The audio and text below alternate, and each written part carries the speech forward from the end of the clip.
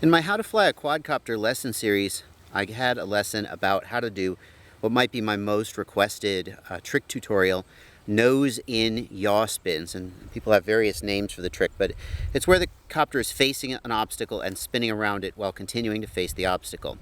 And I showed you one way to approach that trick, but there's more than one way to approach each trick, and I thought it's such a popular request that it's worth coming back to and maybe giving you a different way to think about it if the original way I taught it didn't really connect with you, or maybe if you just like another perspective on it. So what I suggested that you do is face the object and then roll to the side and yaw the opposite direction to accomplish the move. And that works okay, but it's not a very graceful entry for one thing. So I want to give you another way of thinking about that move, and here it is. What I want you to do is I want you to approach the object and just as if you're going to fly past the object, just like I did there. And as the object gets to the side of your screen, so in this case it'll be the left side of my screen, I want you to begin to just circle the object, just fly a spiral around the object, keeping the object, in this case me, on the very edge of your screen.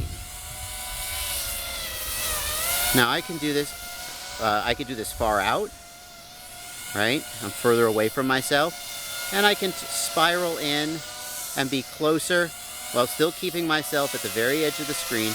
The exact dynamics of the quadcopter will change depending on how far away I am, but I can just fly this spiral around myself, keeping myself at the very edge of the screen. And I am watching out for the dog there, by the way. I do see the dog there.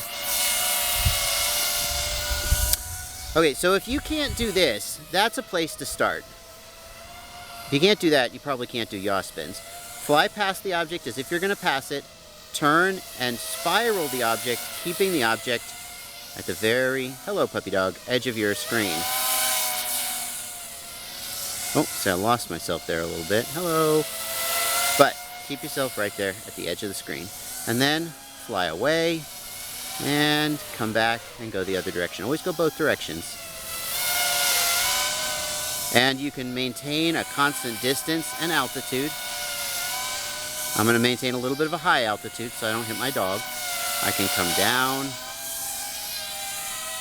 and up. Okay, so then, how does that translate to yaw spins? Well, what you can do is you could just bring the object further in from the edge of your screen. So now I'm at the edge of my screen, and what I'm going to do is I'm going to yaw a little bit more to pull myself in to like 2/3 from the edge of the screen. It's not going to be really perfect, and you can see that as I hold my position there, the further I bring myself toward the center of the screen, the more of a sort of a pure yaw spin I'm doing. Right? And if I'm at the dead center of the screen, I'm purely nose in. So the thing I want to introduce you to here is the idea that the object's position on the center of the screen relates to how pure of a yaw spin you're doing. Hello, puppy dog. Oh, he's rolling in the grass. Right? So if the object is to the left of the screen, to the edge of the screen, you're doing sort of a spiral. And as the object, you pull it to the center of the screen by inputting more yaw, you get more of a pure yaw spin. So for those of you who are trying to work this move at the beginning, just think about putting the object not quite at the edge of the screen, just a little bit in from the edge of the screen, and sort of flying a tight spiral around the object, as opposed to trying to achieve that awesome pure yaw spin. And if you watch top pilots, you'll see that a lot of them are not actually doing, especially the very fast yaw spins, they're not actually doing a pure yaw spin with the object at the center of the screen, but they're doing more of a sort of a modified yaw spin like so. And that's a little bit, see, that actually looks better because it's smoother, it's faster, and I'm not actually at the center of the screen. If I pull myself to the center of the screen, I begin to roll out of the turn. You see how I'm rolled out of the turn, and it kind of doesn't look as good, right? Here I'm at the center of the screen and I'm sort of rolling to the left, and it looks kind of uncoordinated in the sense of a coordinated turn. Whereas here it looks, if I'm just a little bit to the inside of the center of the screen, in this case left, it looks way better. Now I'm going to go away and land and get another battery and continue talking about this.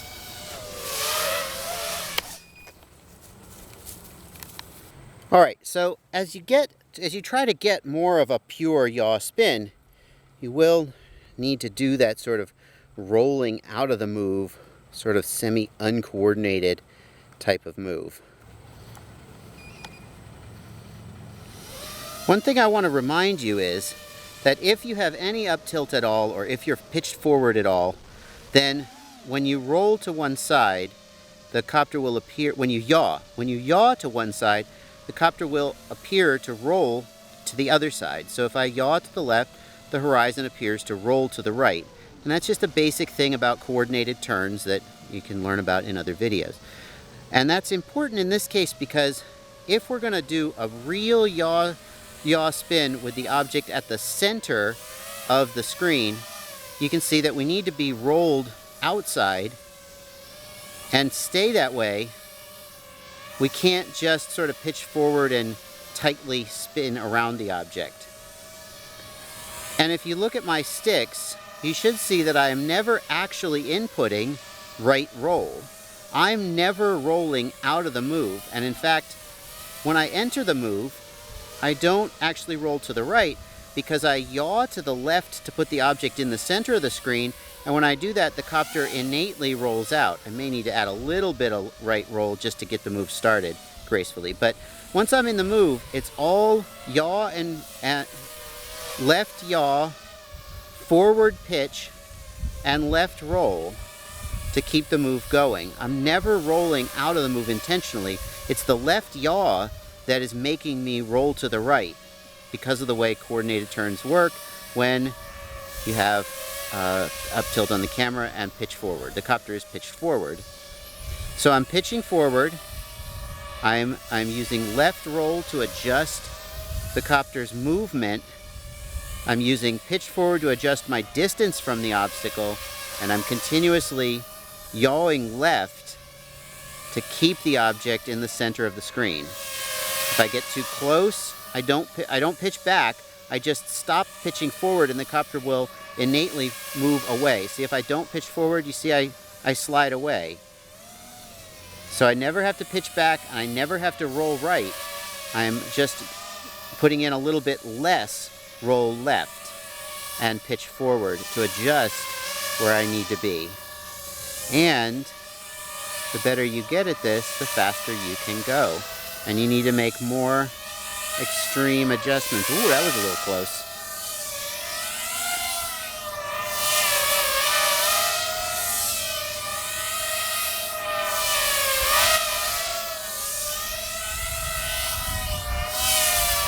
So I got a little close there, and I just don't input as much left yaw to try and let the copter slide out a little bit. And if you look at my sticks, you'll see it's all left yaw, left roll, and pitch forward. And just balancing that out to get the desired effect. And of course we can do that to the right as well. You should always go both directions.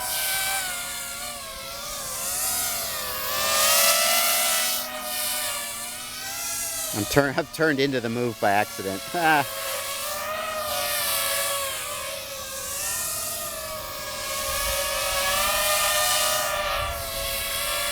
Always be judging your distance to the obstacle and judging whether you're drifting in or away. If you're drifting inwards, give a little less correction and the copter will drift out. If you're drifting away, give a little more correction and the copter will drift in. So here I'm using right yaw, right roll. Oh, I've screwed it up now. And